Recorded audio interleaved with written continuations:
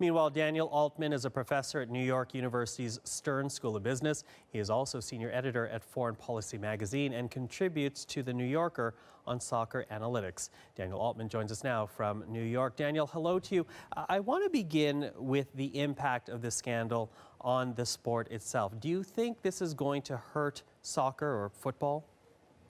No, I don't think so. I think that all of the soccer tournaments will go forward as planned. I think that people who follow certain teams and players will not diminish at all in their enthusiasm.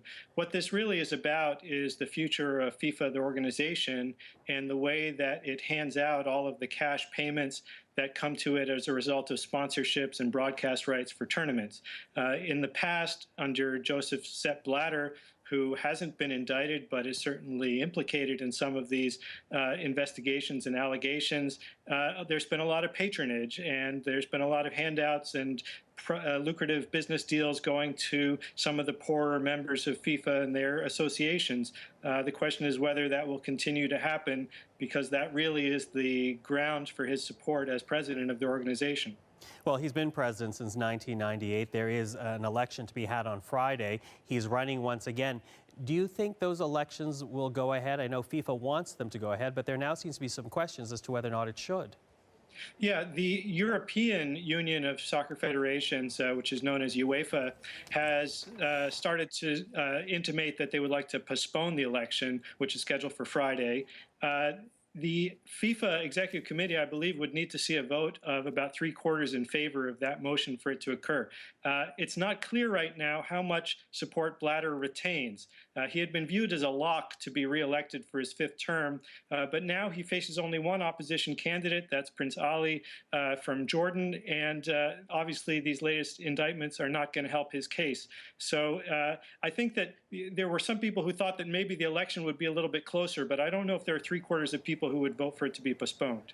Well, as you know, the Swiss have also launched a separate investigation beyond that, which the United States has already done on their own. I'm wondering about Qatar. They're set to host in 2022. A lot of questions as to how that decision was arrived. There are suggestions that, too, should be revisited. Do you think Qatar will be revisited? Well, those questions have been around for a long time, mostly because of the human rights abuses that we've seen amongst the migrant workers who are constructing the enormous stadiums and cities, indeed, for the tournament in 2022. There have been hundreds of deaths already that are associated with this great project.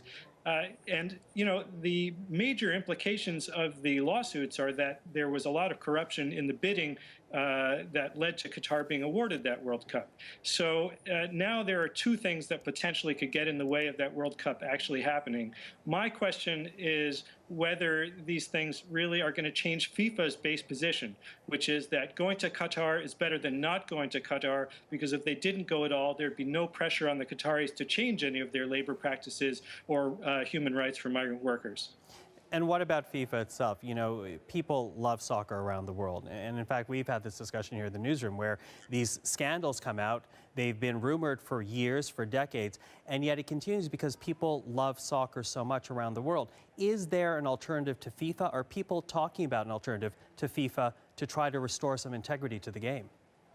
Well, a few months ago, I wrote an article in Foreign Policy saying that an independent entrepreneur could easily start their own tournament and pay millions of dollars to the players and coaches and indeed to the national associations to get them to show up and create essentially an alternative World Cup. That's even easier because the World Cup in Qatar is scheduled to happen in the winter. It would be too hot to do it there in the summer, but that leaves the traditional time for a World Cup, the summer, open. It certainly could happen. It would probably be profitable as well. The question is whether anybody will jump in and try and do it. Right now, I feel like it's still early days, but you know, that World Cup is still another 7 years away. Daniel, thank you very much for your insight. That is Daniel Altman joining us from New York, a professor and a journalist who writes on soccer analytics.